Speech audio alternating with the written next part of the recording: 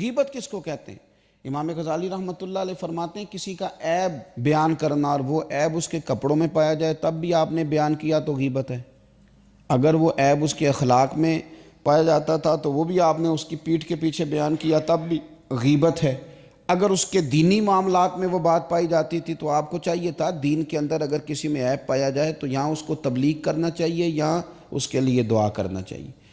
آپ کو پیٹھ کے پیچھے بیٹھ کے یہ ڈسکس کرنا کہ اس نے کبھی نماز نہیں پڑھی، پابندی سے روزہ نہیں رکھتا، اس کی تو اجازت ہی نہیں۔ اگر آپ کو نظر آ گیا تھا کہ یہ خامی ہے تو یہاں حکم یہ تھا کہ جا کے تبلیغ کرتے یا اس کے لیے دعا کرتے یا سمجھاتے کہ بھائی صحیح ہو جا۔ لیکن بیٹھ کے ہم نے عیب جوئی کی، کسی بھی جگہ بیٹھ کے کسی شخص کے عیب بیان کرنا اور پیٹھ کے پیچھے بیان کرنا یہ اس کی غیبت ہے۔ صحیح مسلم شریف میں حضرت ابو ہریرہ رضی اللہ تعالیٰ عنہ فرماتے ہیں کہ نبی پاک صلی اللہ تعالیٰ علیہ وسلم نے صحابہ سے فرمایا تم جانتے ہو غیبت کیا ہے؟ عرض کی حضور بتا دیجئے، تو نبی پاک صلی اللہ تعالیٰ علیہ وآلہ وسلم نے ارشاد فرمایا کہ اپنے بھائی کا ایسا عیب بیان کرنا کہ جس کا بیان کرنا وہ ناپسند کرتا ہو، اسے نہیں اچھا لگتا کہ تم وہ بات کہیں ڈسکس کرو اس کی، وہ بات اگر تم نے بیان کر دی تو وہ غیبت ہے۔ تو صحابی نے عرض کی یا رسول اللہ صلی اللہ علیہ وسلم اگر عیب پایا بھی جا رہا تھا تو پھر بھی ہم نے بیان کر دیا تو غیبت ہے؟ یعنی ہم نے بیٹھ کے ڈسکس کیا کہ وہ بندے میں یہ خرابی ہے تو وہ خرابی ہے بھی، یعنی جھوٹ نہیں بولا، واقعی خرابی تھی تو ڈسکس کر دی تو حضور یہ بھی غیبت ہے؟ تو نبی پاک نے فرمایا یہی تو غیبت ہے، یہی تو غیبت ہے کہ خرابی پائی جا رہی تھی تو آپ نے بیٹھ کے ڈسکس کیا، یہی تو غیبت ہے۔ اور فرمایا اگر خرابی نہیں پائی جا رہی تھی اور پھر تم نے وہ بیان کر دی وہ تو غیبت نہیں، وہ تو بہتان ہے، وہ تو تم نے الزام لگایا، وہ تو بہتان ہے، اس کی تو الگ سے سزا ہے۔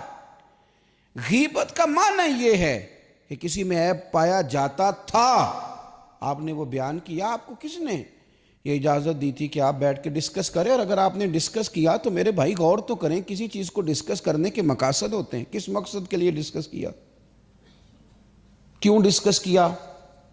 اگر تو آپ نے اس کی اصلاح کے لیے ڈسکس کیا تو پھر چاہیے تو یہ تھا کہ مل کے اس کے گھر جاتے، کہتے میاں یہ عیب ہے، یہ تیرے لیے ٹھیک نہیں، اس کو درست کر۔ اور اگر آپ نے اس لیے یہ بات چھیڑی نہیں تو پھر آپ کو اس کے لیے دعا کرنی چاہیے تھی کہ یا اللہ اس کے اندر یہ غلطی پائی جاتی۔ یہ جو آپ نے دوسرے ساتھی کے سامنے اس کا وہ عیب بیان کرنا شروع کیا، مقصد کیا ہے؟ سوائے اس کے کہ آپ لوگوں کی نظروں میں دوسروں کو گرانا چاہتے ہیں۔ ہمارے محدثین فرماتے ہیں کہ یہ جو اتنا سخت حکم لگایا گیا نا، قرآن پاک نے کہا جس نے غیبت کی اس نے مرے ہوئے بھائی کا گوشت کھایا، اور حدیث میں فرمایا گیا کہ غیبت زنا سے بھی زیادہ برا کام ہے، زنا سے بھی زیادہ۔ یہ کیوں کہا گیا؟ غیبت کی اتنی مذمت کیوں کی گئی؟ میرے نبی پاک علیہ السلام نے کعبے کی طرف دیکھ کے فرمایا تھا، ترمذی میں موجود ہے، فرمایا کعبے تیری بڑی عزت ہے پر میرے مومن کی عزت اللہ کی بارگاہ میں کعبے سے بھی زیادہ ہے۔ جس کی اتنی زیادہ عزت تھی، جس کا اتنا زیادہ اکرام تھا، رب کی نظر میں اتنی عزت تھی، اس کی تم نے عیب جوئی شروع کر دی، تم نے بیٹھ کر اس کی غیبتیں کی، تم نے اس کے بارے میں بڑے بڑے غلط فکرے بولے، دوسروں کو بھی دعوت دی۔ تمہارا ذہن تو اس کے بارے میں خراب تھا ہی، بہت سارے لوگوں کا ذہن خراب کر دیا اس کے بارے میں، جس کی عزت رب کریم کی نظر میں کعبے سے بھی زیادہ ہے۔ اور حضور کی نظر میں کیا عزت ہے؟ میرے کریم محبوب نے فرمایا جس نے میرے مومن کو تکلیف دی اس نے مجھے تکلیف دی۔